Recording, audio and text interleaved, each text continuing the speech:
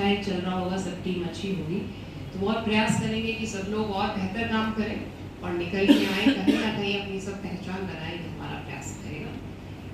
ये एक ब्रीफ नहीं, बहुत लंबा मैंने इंट्रोडक्शन दे दिया है, बट इसमें अब आपके जो सवाल हो, जो आप कहना चाहते हो, सुझाव देना चाहते हो, क्योंकि मेरे लिए नया डिस्ट्रिक्ट है, बिल्कुल वेस्ट से मैं इधर की तरफ आई हूँ। नहीं, जब 2 दिन में आप डिस्ट्रिक्ट के फैशन से जान गई तो नया तो कोशिश करेंगे कि कुछ ना कुछ अच्छा करें और आपको इंगेज करके रखे उसमें। हो सकता है आपका व्हाट्सएप ग्रुप भी कोई आप लोगों का बना होगा जिसमें सूचना के सभी लोग, सभी ऑडियो विजुअल चैनल, सभी प्रिंट मीडिया जुड़ी होगी, तो उसमें एक्टिव रहने की कोशिश मैं करूँगी।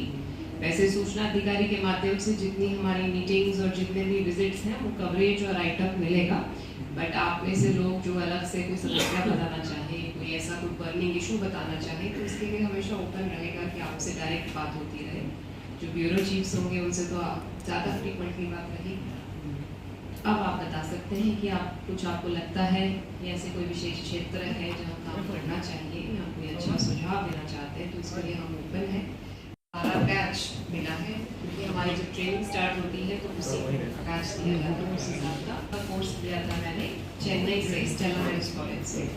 और पढ़ाई में इंटरेस्ट शुरू से रहा था, स्कूल में, कॉलेज में और यूनिवर्सिटी में आगे जो मैंने PGTCS करी है, हमेशा फर्स्ट सेकेंड रैंक रहा। PGTCS में गोल्ड मेडलिस्ट भी रही थी मैं, तो इस वजह से पढ़ाई में हमेशा से शौक था। और IAS की नौकरी में जो तैयारी करनी होती है उसमें बहुत ज़्यादा लंबे घंटे देने पड़ते हैं पढ़ाई के, तो उसी सेवा में फिर मैं धीरे धीरे इस तरफ इंटरेस्ट बना। दिल्ली में रह के मैंने तैयारी करी थी और तीसरे अटेम्प्ट में जाके मेरा सिलेक्शन हुआ था, उसके बाद इस नौकरी में आई हूँ।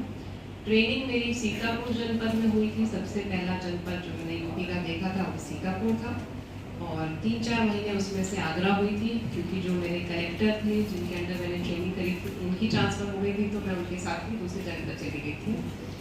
और उसके बाद 1 साल की ट्रेनिंग के बाद मेरे को उन्नाव में SDM रही, मैं SDM सदर रही, SDM पूर्वा रही, 2 साल मैं उन्नाव में रही थी। और उस समय महिला अधिकारियों की बहुत अच्छी टीम वहाँ बन गई थी, 19 मेरे ख्याल से अधिकारी थी उस समय महिला अधिकारी, काफ़ी न्यूज़ में भी चला था, PM से लेके और भी कई सारे जिला स्तरीय अधिकारी, तो बहुत अच्छा समय उन्नाव में रहा। उसके बाद बुलंदशहर में मैं मुख्य विकास अधिकारी रही 2 साल के लिए, और बुलंदशहर भी अच्छा बड़ा डिस्ट्रिक्ट था, वहाँ पे कई विकास के कार्य हुए। इलेक्शंस भी 2 थे, उसमें कई सारी ट्रेनिंग देना, मतदाता जागरूकता कराना, कई सारे कार्यक्रम उस समय रहे। फिर मैं उसके बाद लखनऊ आ गई थी, और लखनऊ में 1 साल मैं छुट्टी में रही थी क्योंकि उस समय मेरा बच्चा छोटा था। और उसके बाद NHM में, नेशनल हेल्थ मिशन में मैं रही थी एडिशनल MD, और उस समय हेल्थ की स्कीम्स के बारे में मुझे काफ़ी जानकारी हुई, बट थोड़ा ही समय रही, 6 महीने रही, और शामली में फिर मेरी पोस्टिंग एज डिस्ट्रिक्ट मजिस्ट्रेट हो गई। पहली पोस्टिंग थी और 25 फरवरी को मैंने ज्वाइन किया था 2020 में, और शायद 24 मार्च से लॉकडाउन लग गया था क्योंकि उस समय कोविड की केसेस बहुत आ गए थे। तो 1-1.5 साल कोविड से उलझते हुए, जूझते हुए शामली में कटा। जैसे आप यहाँ पर भी वैसी स्थिति रही होगी, केसेस बढ़ रहे थे, हॉस्पिटल्स में सुविधाएं नहीं थी, धीरे धीरे करके सब सेटअप किया गया, सब व्यवस्थाएं बनी। उसके बाद किसान आंदोलन भी, क्योंकि पश्चिम का जनपद था, किसान आंदोलन में भी बहुत ज़्यादा सेंसिटिव रहा है, उसको मैनेज किया। 6 NHI के प्रोजेक्ट्स थे जो शामली जनपद में बन रहे थे, 6 के 6 प्रोजेक्ट्स का पैसा बांटना, कब्जा दिलाना, सब कार्य कराया। उसमें से 5 जो है लगभग कंप्लीशन की तरफ है, 6ठे पे काम चल रहा था, तो NHI में भी काम उसमें करने को मिला। इसके अलावा जितनी गवर्नमेंट की स्कीम्स होती हैं सब पे काम किया हम लोगों ने, और अच्छा, चाहे IGRS का रैंक हो, चाहे विकास का रैंक का हो, हमेशा फर्स्ट, सेकेंड, थर्ड पे ही रहने का प्रयास किया, और काफ़ी बार आए भी हम लोग। तो शामली डिस्ट्रिक्ट की अच्छी जनपदों में उस समय गणना भी हो रही थी। 3 साल रही हूँ मैं वहाँ पे, बहुत लंबा समय है एक छोटे डिस्ट्रिक्ट के लिए, बट उसके अपने चैलेंजेस थे पश्चिम की जनपद के। उसके बाद से अब सुल्तानपुर में पोस्टिंग हुई है मुझे, और मैंने परसों रात ज्वाइन किया था, और आज संविधान दिवस भी था, एक तहसील में भी गए थे, और आपका एक बहुत अच्छा धार्मिक स्थल है आपके जनपद में, वहाँ भी दर्शन करके आई कि किसी तहसील में जा रहे हैं। तो ये मेरा है इंट्रोडक्शन बेसिकली। और एक छोटा बच्चा है मेरा, वो 4 साल का है, बाकी परिवार पंजाब में रहता है, और कई सारी प्रायोरिटीज़ मेरी यहाँ रहेगी क्योंकि क्योंकि मैंने एक डिस्ट्रिक्ट किया तो है पर थोड़ा छोटा जनपद था और नया जनपद था, तो बहुत सारे ऑफिसेज इंस्टीट्यूशंस वहाँ सेटअप नहीं थी। जो ये पुराना जनपद होते हुए यहाँ बहुत सारी चीज़ें हैं जो मुझे पहली बार देखने को मिल रही हैं।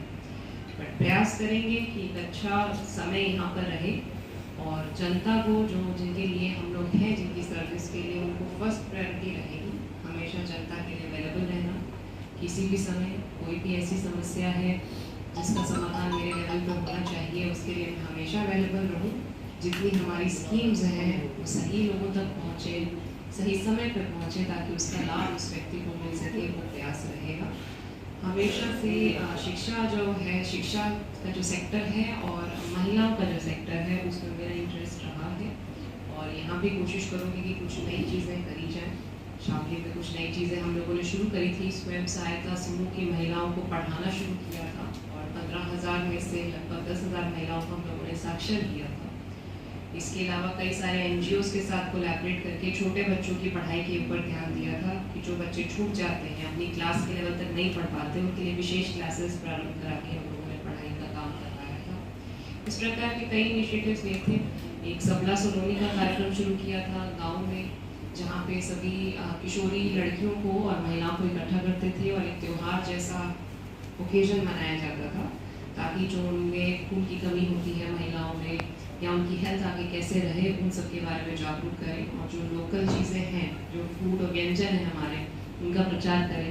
आयरन कैसे बढ़ेगा, पालक के पकौड़े बना के, खीर बनवा के भी खिलवाते थे। तो इस तरह का इनिशिएटिव हमने लिया था।